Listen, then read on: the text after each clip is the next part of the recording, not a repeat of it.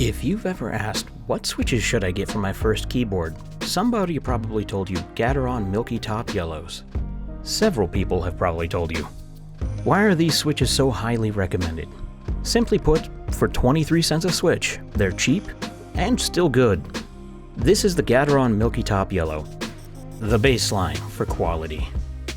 With an actuation force of 63.5 grams, these budget linears are comfortable for most without being too light.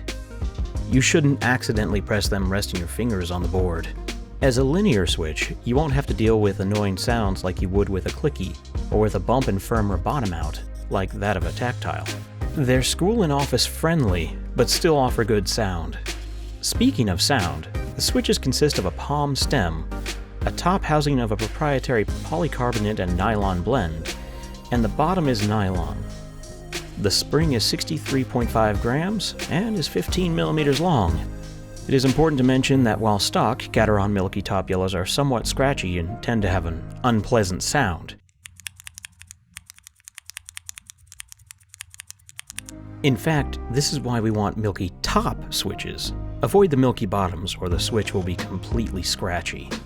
But we're enthusiasts, and you really should lube your switches anyway. These switches have a 5-pin configuration, allowing them to work in more boards and even allowing you to use them in unusual setups, such as a plateless build. Compared to some of the more high-end linear switches, such as Momoka Frogs or Gateron's own China Joys, they feel a little less smooth.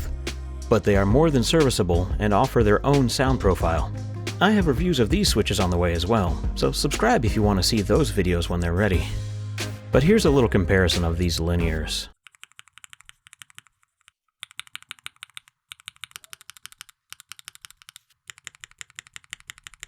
It's worth mentioning that most linears feel roughly the same, and that the spring is the main difference in feel. But sometimes a linear switch can stand out for better or worse due to the materials it's made of and the quality of the mold that made it. There's not too much stem wobble on these switches, but the housing does wobble some, and films reduce it greatly and contribute to a deeper sound. I managed to get a sort of rough measurement of the stem wobble in degrees. Stock east and west wobble is approximately 3.5 to 2.6 degrees, and north-south is 2.5 and 3.5. With the filmed switch, I saw 3.1 and 3.5 for east and west, and 2.8 and 2.9 for north and south. So not much difference, but it does remove that housing wobble. Here are some sound tests for you. I'll start off with lubed and filmed GMK Cherry Profile.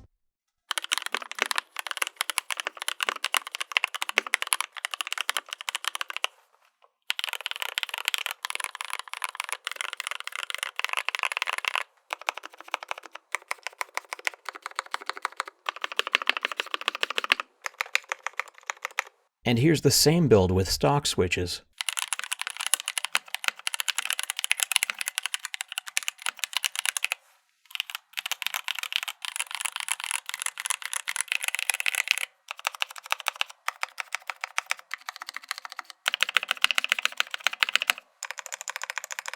Personally, that sounds terrible to me and must be lubed.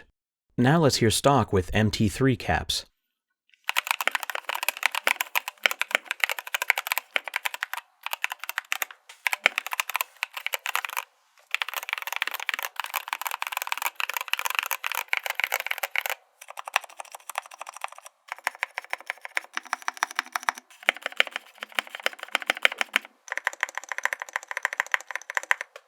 This is decent, but could sound so much better. Now here's lubed.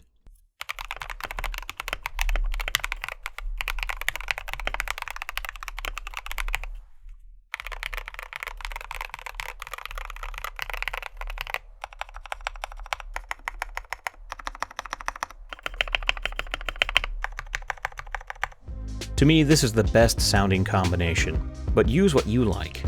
You could get away with just lubing your Gateron Yellows, but they do use an older, cheaper mold and do benefit from filming, as much as I do hate doing it. But the real question is, would I recommend them? That's a tough one. The budget switch market is really changing of late, and I would never recommend against them. They do deliver a good sound and a decent feel for dirt cheap. It's a solid buy. But the competition does make the choice a little more difficult. I should also mention that Gateron offers an upgraded version of these switches as the Gateron Pro, and they come with a semi-decent factory lube job, newer molds for the parts, and the stem is polished, making it feel smoother. These Gateron Pros are about the same price, so they're more of a go-to buy for the money. But I would not recommend a switch that's worse than the Gateron Milky Top Yellows in any way. After all, they are the baseline for quality.